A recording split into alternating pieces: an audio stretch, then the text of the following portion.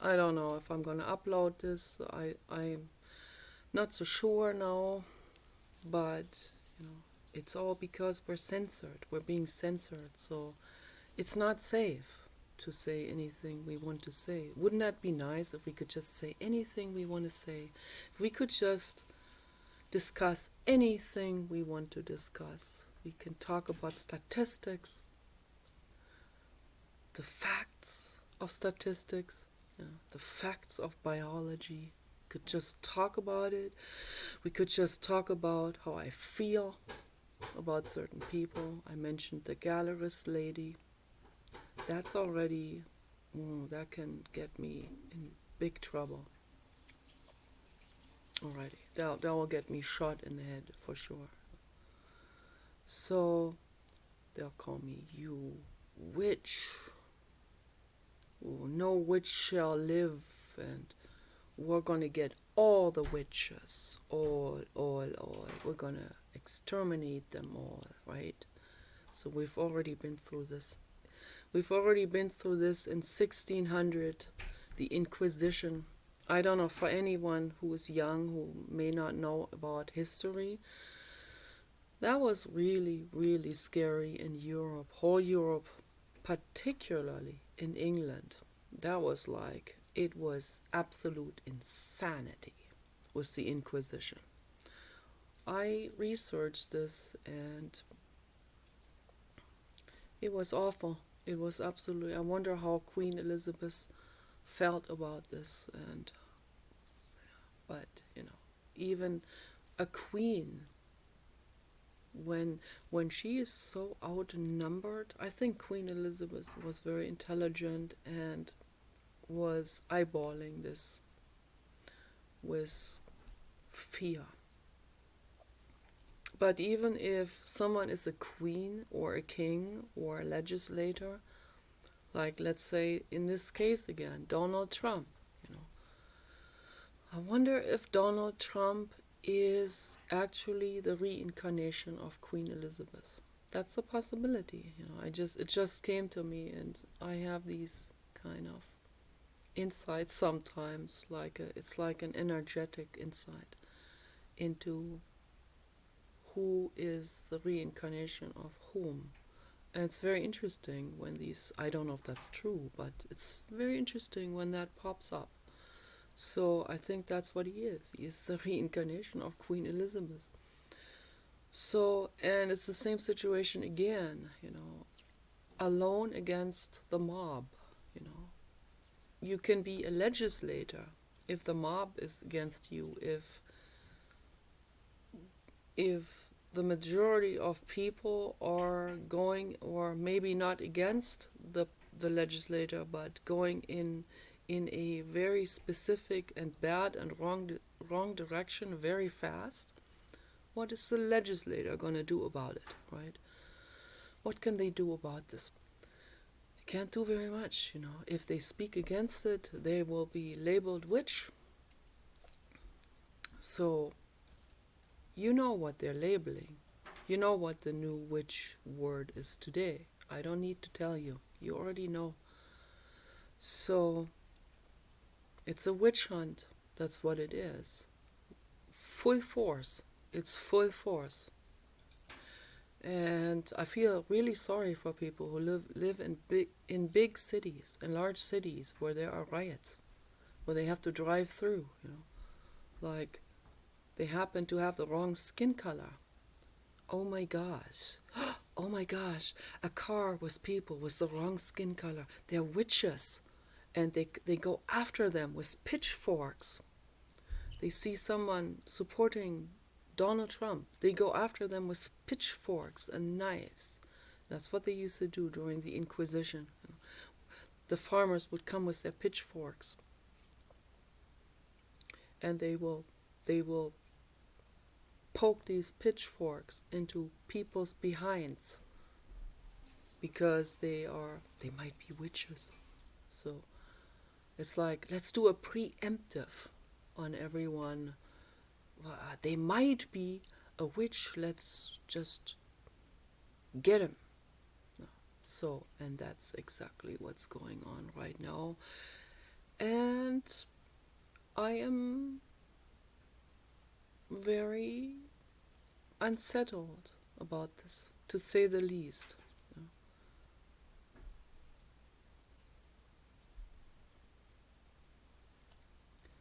I'm not going to get into the details of it.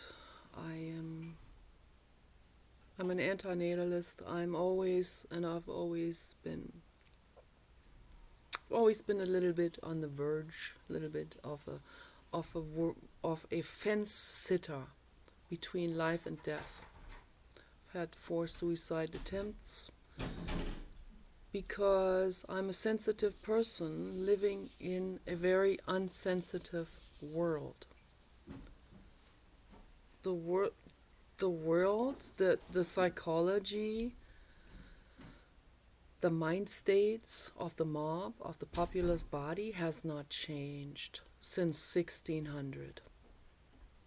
The values, the so-called social acceptance values, they have changed drastically. But that can be overrun anytime, and it is being overrun right now. We've had feminists working on feminism, on society's improvement for over 200 years. They put a lot of work into this. The Muslim agenda wants to overturn this and bring us back 300, 500 years, maybe 2,000 years, bring us back to the time of Jesus Christ. And you know what kind of things they did during that time. It was pretty brutal. I don't think any of you would want to live like this again. But it's going to happen if you don't vote for Donald Trump. I'm usually not a person who is like doing massive commercials for anything. Usually I don't. But I feel very, very strongly about this year. Now we finally have, this is a present from the infinite cosmos, we finally have the right person in office. So it's a miracle at all. So, and because, and this would take 10 hours to describe and explain. I can't do this all in this video, but I know for 100% certain that Donald Trump is the right person to manage almost everything, about everything, unless we have a mob, unless the mob is gonna completely overturn everything. Then no Elizabeth, no Donald, nobody, no one could. I couldn't, no, my husband couldn't, nobody in a legislative position could do anything about this then. So how can one person be saving the whole planet if the whole planet has a mob breaking out? It's impossible, okay?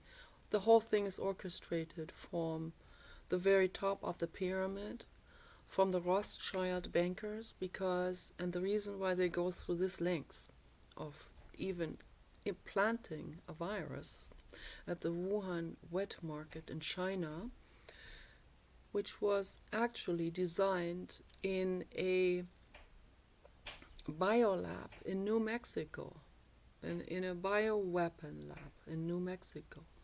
Okay, maybe even designed for that very purpose. Who knows? Who knows how far back this whole thing goes? Who knows how micromanaged all of this is, and for how many decades they have already been working on certain chess moves and plan A's and B, C, D, and so on. They have their entire range of second, third, fourth, fifth plans. If this happens, then we will do this. If that happens, then we do this. And just like you play chess, you think 100 chess moves into the future? What if he or she does this move now? Then I will have to step in and do this move. And that's exactly how politics is being done, particularly in this country, in the United States, but also in Russia, of course, and in Europe as well. So most people don't know this. Most people think what they read on the news is that's what you get, that is what's happening. They think, oh, someone says Friedrich Nietzsche is bad, so they think Friedrich Nietzsche must be bad because someone said he's bad. Someone said he's a witch, so he must be a witch, right? So then we have to condemn poor Friedrich into the dungeon. So lucky for him, he wasn't living during 1600. So he was living in the 1800s, where it was starting to get a little bit better with some great minds. Helena Petrovna Blavatsky and Lou Andrea Salome and other women that were working hard on our mental liberation. So, but the Muslim agenda wants to overturn this. The Muslim agenda are part of Black Lives Matter. They are part of Black Panthers. They are part of all hate groups that are set on killing all white people. Okay. They're part of Antifa. I call it Antifa because they're anti. They are anti. They're anti-freedom. Okay. They're anti-freedom of speech. They're anti-women. They're anti-liberation. They're speciesist. They're highly racist, highly fascist. Okay, they're totalitarians. They want to take over completely.